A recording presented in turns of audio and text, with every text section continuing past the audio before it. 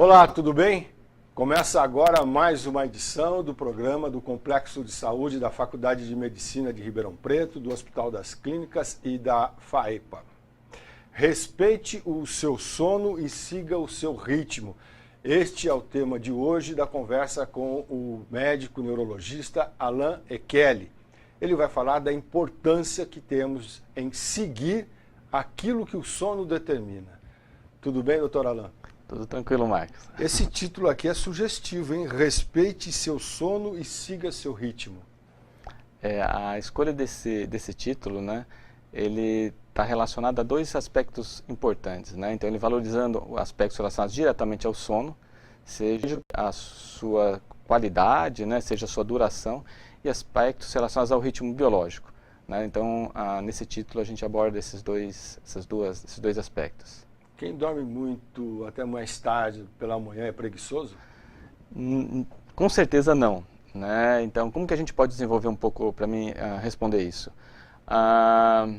Nós podemos, vou dar um exemplo, acho prático, acho que fica um pouco mais fácil. Existem pessoas que dormem cedo e acordam cedo, né? Então, a gente chama essas pessoas que têm um cronotipo, têm uma característica de matutinidade, tá? Outras pessoas gostam de dormir tarde e acordar tarde. Esses é o que a gente chama de vespertinos, ou tem a característica da vespertinidade. E tem os outros que são irregulares ou indeterminados, que se adaptam de acordo com a necessidade.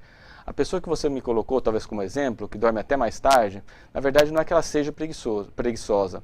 Possivelmente ela é uma vespertina, é uma pessoa que gosta de dormir tarde e acordar tarde. Entretanto, quando a gente vai avaliar ela dentro de uma circunstância em que é necessário acordar cedo, ela pode parecer com uma dificuldade para despertar e até mesmo ter um desempenho pior pela manhã, parecendo, né, para outras pessoas que não têm esse entendimento, como preguiçosa. Entretanto, se essa mesma pessoa pegar essa atividade e for colocar no período da tarde ou da noite, provavelmente, né, avaliado pelas mesmas pessoas, mudando apenas o turno, ela vai ter um desempenho melhor e não vai ser vista como preguiçosa. Eu vou aqui pedir um exemplo. Uma criança que acorda às 6 horas da manhã para entrar na escola às 7 horas. Não tem um desempenho bom. Aí chama o pai, a mãe, seu filho não tem um desempenho bom. É possível que em alguns casos o problema seja o horário em que essa criança é levada à escola? Sim, né? Então isso é bastante pertinente, né? Então, sabendo dessas características, tem pessoas que acordam bem de manhã, tem outras pessoas que têm têm um desempenho bom pelo período da manhã, outras pessoas que vão ter um desempenho bom pelo período da tarde ou da noite.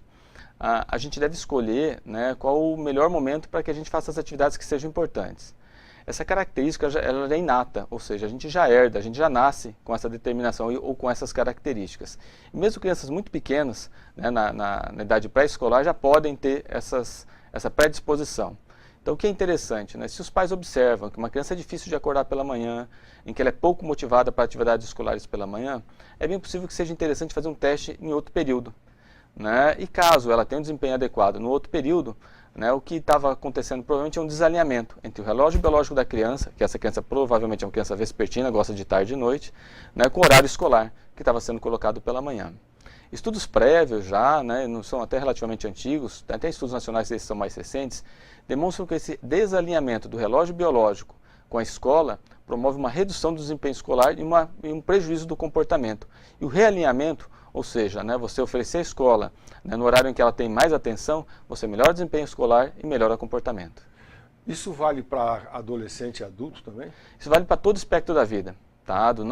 Logo após o nosso nascimento até a nossa morte. Então, os ritmos biológicos, eles ditam, aliás, nós somos ditados pelos nossos ritmos biológicos. Cabe a nós, né, percebermos quais são os melhores horários para desenvolvimento de determinadas atividades, né, e promover uma organização para que a gente possa usufruir melhor dos nossos ritmos e conseguir um desempenho mais adequado, um bom desempenho nas tarefas que a gente se propõe. O que é ciclo do sono? O ciclo do sono, teoricamente, ele vai estar relacionado apenas ao período de sono. Talvez algo que seja mais interessante se a gente falar em ciclo sono-vigília, que envolve o período que a gente está acordado e o período em que a gente está dormindo. Né? O ciclo sono-vigília, no ser humano, a gente habitualmente tem um período de vigília durante o dia e um período de sono durante a noite. E a gente foi selecionado durante a evolução natural para esse tipo de ciclo. Né? Então, o ciclo sono-vigília é essa alternância de sono-vigília, de claro e escuro, que a gente passa ao longo dos dias, ao longo dos anos, ao longo da vida. É possível para eu medir qual é o meu melhor ciclo? É possível, tá? Então, é possível do ponto de vista experimental, né? A gente ia conseguir, através de alguns exames, a gente determinar como você funciona. E do ponto de vista prático para a pessoa do dia a dia, a gente pode fazer isso por observação, né? Isso não é difícil. Tá? Então eu vou dizer uma característica que algumas pessoas vão ter. Tem muitas pessoas, não sei se é teu caso, Marcos, que acordam no final da madrugada com um pouquinho de frio e puxa o lençol. Tá? Esse momento que a gente acorda no final da madrugada com um friozinho, puxa o lençol, ou dá uma, sabe, fica um pouquinho mais, enfim, sente esse friozinho, é o que a gente chama de nadir de temperatura, ou seja, o momento que a gente tem a nossa menor temperatura ao longo das 24 horas. Através desse nadir de temperatura, a gente consegue saber se a pessoa ela é uma pessoa que tem características boas para trabalhar pela manhã, ou ter mais atenção pela manhã, ou se é uma pessoa boa para que tenha mais atenção no período da tarde ou na noite. Vou tentar exemplificar isso de maneira bastante prática. Se a pessoa sente esse frio, esse friozinho próximo das 4 da manhã, entre as 3 e 5 da manhã, é bem possível que essa pessoa esteja dentro da característica normal, que nós vamos dizer assim, né, que não tenha nenhum problema para acordar pela manhã. Entretanto, se essa pessoa sente esse friozinho após as 7, 8, 9 horas da manhã, é bem possível então que essa pessoa seja uma pessoa de características vespertinas. É uma pessoa que vai gostar de acordar tarde e dormir tarde, que vai se sentir bem no final da tarde e vai estar no seu ápice de atenção, de força, de vigor físico no período da noite. Que prejuízo maior tem quem não segue? Bom, imagino que o mundo todo não siga esse ciclo, né? A maioria trabalha logo cedo e vai dormir bem tarde em razão das atividades. Que prejuízo isso traz para a vida ao longo da vida? O que a gente pode falar assim? Eu vou falar um pouquinho, vou desenvolver um pouquinho uma história um pouco maior. Os ritmos biológicos, né, eles ditam eles ditam a nossa vida. E o respeito aos ritmos biológicos, quando os nossos antecedentes, os ritmos biológicos eram muito mais respeitados. Né? Ou seja, o relógio externo, né, seja ele através do relógio de pulso ou mesmo do celular, não tinha o impacto que tem na nossa vida hoje. Né? Então, nossos antepassados, eles seguiam muito mais, né, o que trazia bem-estar para eles, de acordo ao longo do dia. Hoje não. Hoje o relógio externo, né, então, seja pelo celular, enfim, a pressão da vida, ela dita muito mais o nosso ritmo que o nosso próprio relógio. Esse desalinhamento do nosso relógio biológico com esse relógio externo, ele promove redução da qualidade do sono e redução do tempo total de sono, né, com prejuízo durante a vigília. E agora eu vou elencar, vou citar para vocês algumas das características, das consequências que esse desalinhamento promove. Então, com redução do tempo total de sono, redução da qualidade do sono, a gente observa, então, um aumento da incidência de doenças psiquiátricas. Né? Então, os pacientes que têm esse desalinhamento têm o maior risco de ter transtorno do humor, ou seja, depressão. Né? Esse desalinhamento também promove uma privação do sono crônica. E a gente já sabe que a privação do sono crônica, né, ao longo do tempo, ela pode estar associada até mesmo à mortalidade, com aumento de índices de mortalidade.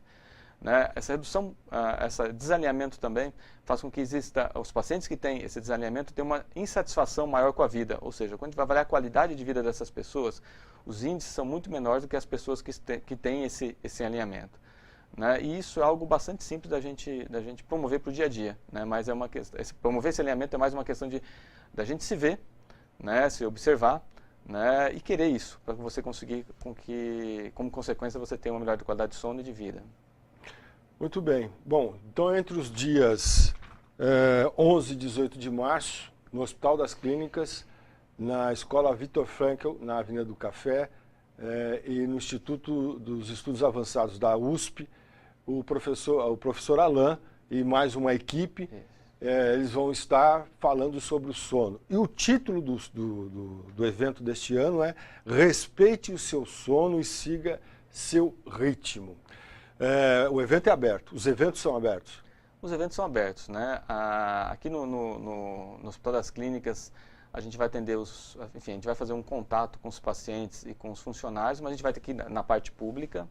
No Colégio Viktor Frankl vai ser especificamente para os alunos, tá? Então a gente vai fazer uma explicação, uma explanação para eles, vamos aplicar algumas ferramentas e vamos ensinar eles, né, de como se ver e como poder se alinhar, né, o seu relógio endógeno com o relógio exógeno.